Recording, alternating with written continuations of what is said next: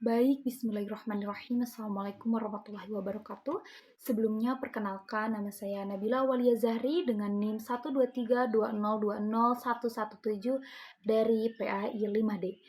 Pertama-tama kepada yang saya hormati, Bapak Profesor Dr. Haji Teddy Priyatna, dan juga yang serta saya hormati kepada Bapak Samsudin Aziz Saputra MPD, dan juga saya memohon izin dan berterima kasih juga kepada teman-teman yang mungkin menyaksikan video presentasi pemaparan dari hasil penelitian saya.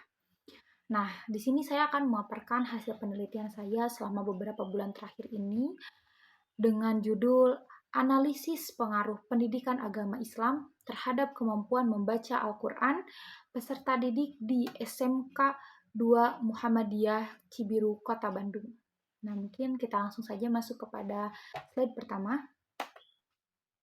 Nah, di sini ada latar belakangnya yang dimana saya membagi kepada 4 latar belakang. Yang pertama membahas mengenai fenomena.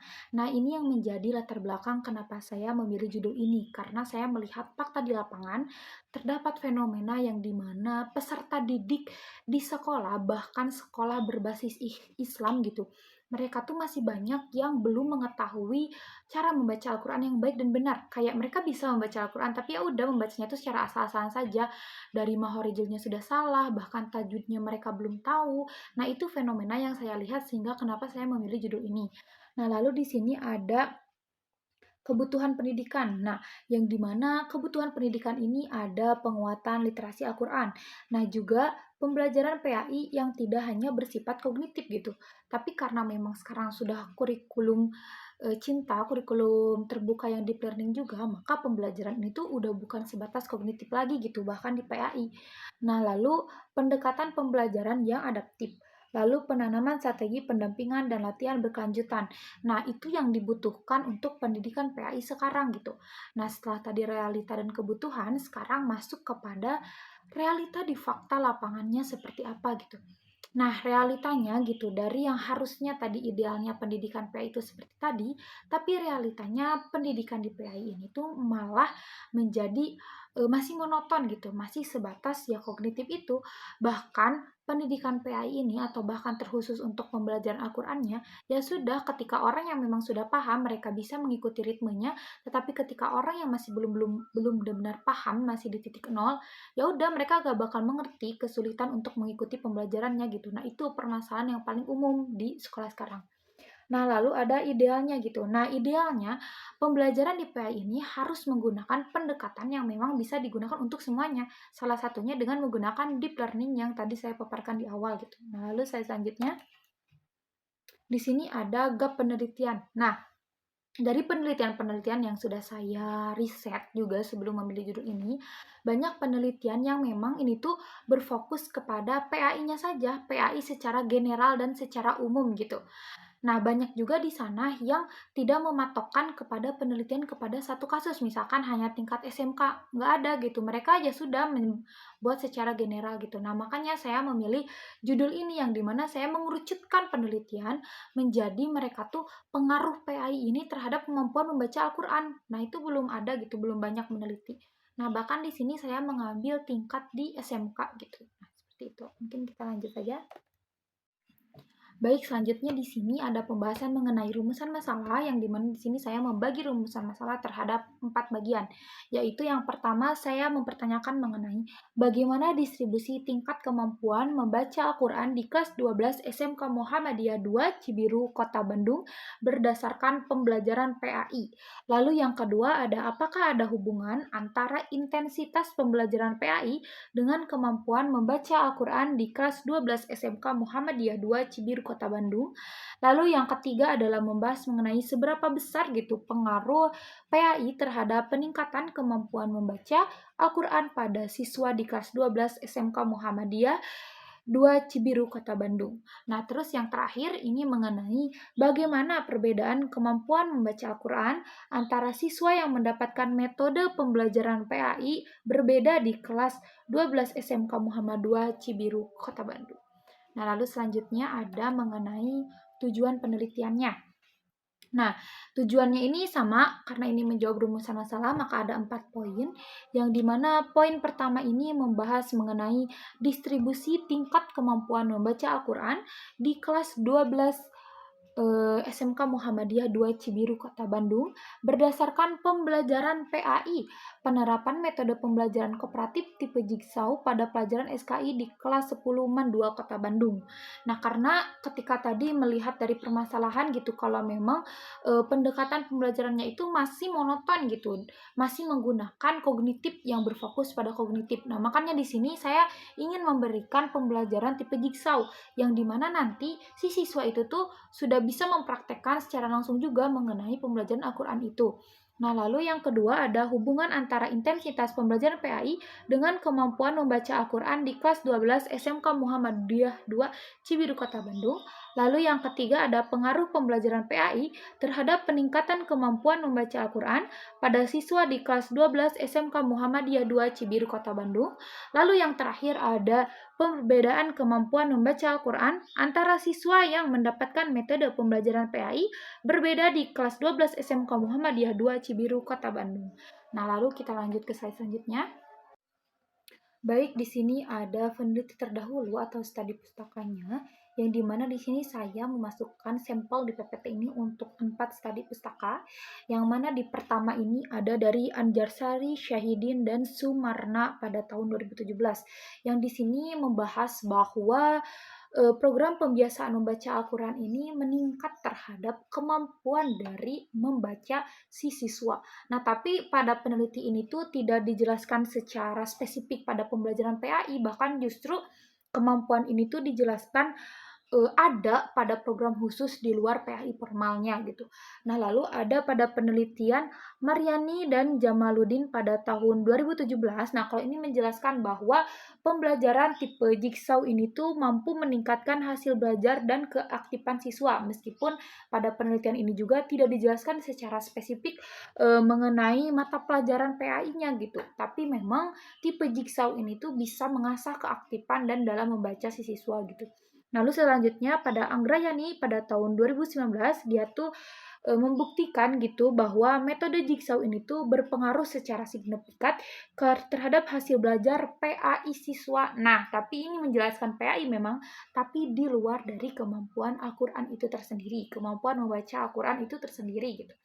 Nah, lalu pada penelitian Anjarsari pada tahun 2017 ini juga menunjukkan gitu bahwa peningkatan kemampuan membaca Al-Quran ini tuh lebih banyak dikaji melalui kegiatan dari PAI non formal, jadi bukan PAI formal secara di kelas gitu. Nah, oleh maka dari itu di sini ada gap research yang saya temukan sehingga terciptanya judul ini gitu, yaitu memang banyak yang sudah meneliti tentang pembelajaran tipe Jigsaw atau dan juga mengenai kemampuan membaca Al-Quran si siswa, akan tetapi masih belum banyak yang menjelaskan spesifikasi terhadap pembelajaran PAI itu tersendiri, yaitu PAI secara formal di kelas, yaitu belum ada juga yang mengaitkan antara kemampuan PAI ini tuh mempengaruhi terhadap kemampuan membaca Al-Quran si siswa gitu.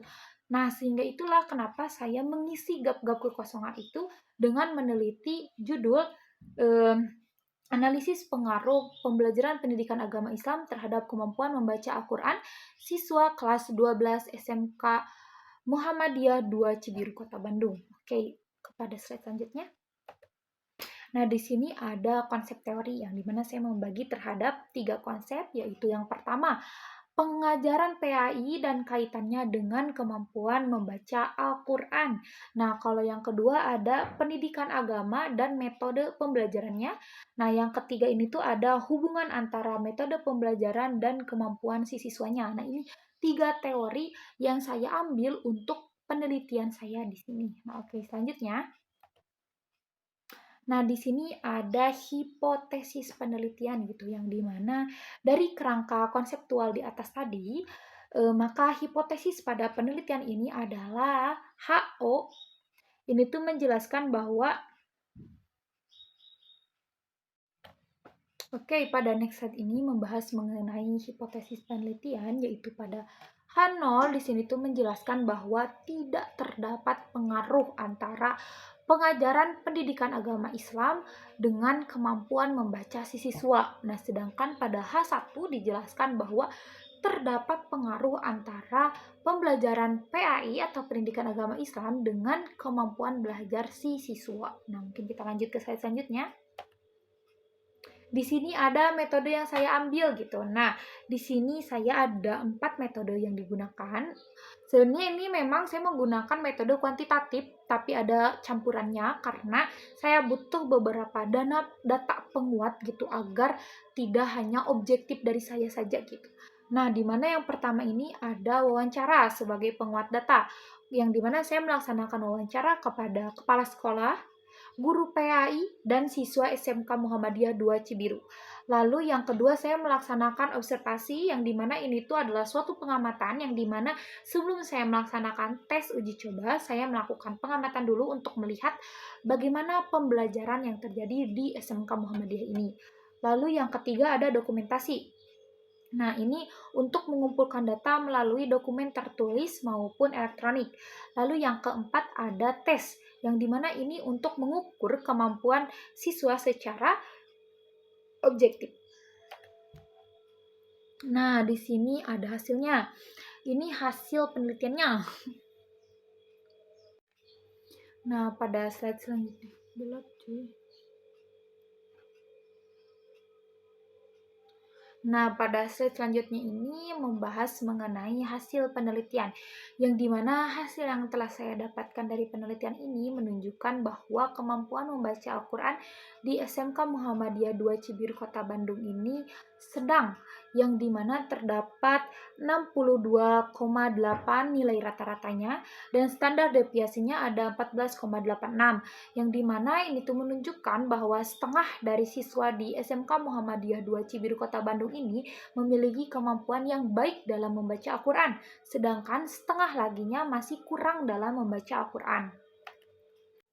Baik, pada slide selanjutnya membahas mengenai uji asumsi, yang dimana sebelum dilakukan uji hipotesis, data kemampuan membaca Al-Quran siswa ini tuh telah memenuhi asumsi statistik, yaitu dimana data ini berdistribusi normal dan layak gitu untuk dianalisis menggunakan uji parametrik. Nah, dengan terpenuhinya uji asumsi tersebut, analisis dapat dilakukan pada penguji hipotesis penelitian. Nah, di sini ada uji hipotesis yang dimana hasil uji hipotesis menggunakan uji T menunjukkan bahwa nilai T hitung ini tuh sebesar 4,31, yang dimana ini tuh lebih besar dari T tabel 2,084. Hasil ini tuh menunjukkan gitu bahwa pembelajaran pendidikan agama Islam atau PAI ini tuh berpengaruh signifikan terhadap kemampuan membaca Al-Quran siswa SMK 2 Muhammadiyah Kota Cibiru. Nah, maka di pembahasan ini menjelaskan gitu hasil inti yang saya dapatkan, yaitu memang pembelajaran PAI ini tuh berpengaruh secara signifikan terhadap kemampuan membaca Al-Quran siswa di SMK Muhammadiyah 2 Cibiru Kota Bandung, dibuktikan dengan rata-rata nilai yaitu 62,8 dan hasil uji T hitung 4,31. Akan tetapi kemampuan membaca Al-Quran siswa ini tuh masih belum merata. Oleh maka dari itu masih dibutuhkan uji yang statistik, yaitu dengan uji yang dengan adaptif, tes pembelajaran yang lebih deep learning lagi, dan uji pembelajaran yang lebih bisa adaptif dengan kemampuan-kemampuan si siswanya. Nah, oke, mungkin di sini masuk kepada kesimpulan yang dimana PAI atau pendidikan agama Islam ini tuh memang sangat berpengaruh ya terhadap kemampuan membaca siswa. Bahkan pada penelitian-penelitian terdahulu juga ini searah gitu, sejalan, bahwa memang di penelitian terdahulu juga menjelaskan kalau PAI ini memang berpengaruh terhadap kemampuan siswa. Namun dari fakta lapangan data yang saya dapat juga, kemampuan siswa ini tuh masih belum sebanding, karena masih ada setengah yang memang mereka sudah mumpuni, namun setengahnya lagi masih banyak yang belum mumpuni. Oleh maka dari itu, kita masih butuh terobosan-terobosan yang lebih adaptif untuk pembelajaran di kelas, yaitu dengan menciptakan pembelajaran-pembelajaran yang lebih asik dan juga pembelajaran yang memang bukan cuma berfokus ke guru lagi, tapi memang sudah deep, yaitu dengan mengajak siswa untuk berkolaborasi, yaitu salah satunya dengan deep learning atau pembelajaran tipe jigsaw. Nah, baik. Mungkin sekian penelitian dari saya. Terima kasih kepada Bapak dosen pengampu dan juga rekan-rekan yang sudah berpartisipasi pada video saya kali ini, presentasi saya. Besar harapannya penelitian saya ini bisa benar-benar berguna untuk pembelajaran mendatang. Bisa benar-benar berguna juga untuk generasi-generasi guru PAI yang di masa mendatang, agar nanti ketika mereka sudah melaksanakan pembelajaran, bisa mencetak generasi siswa yang baik dan juga siswa yang benar-benar paham akan pembelajarannya. Oke, mungkin sekian dari saya. Assalamualaikum warahmatullahi wabarakatuh.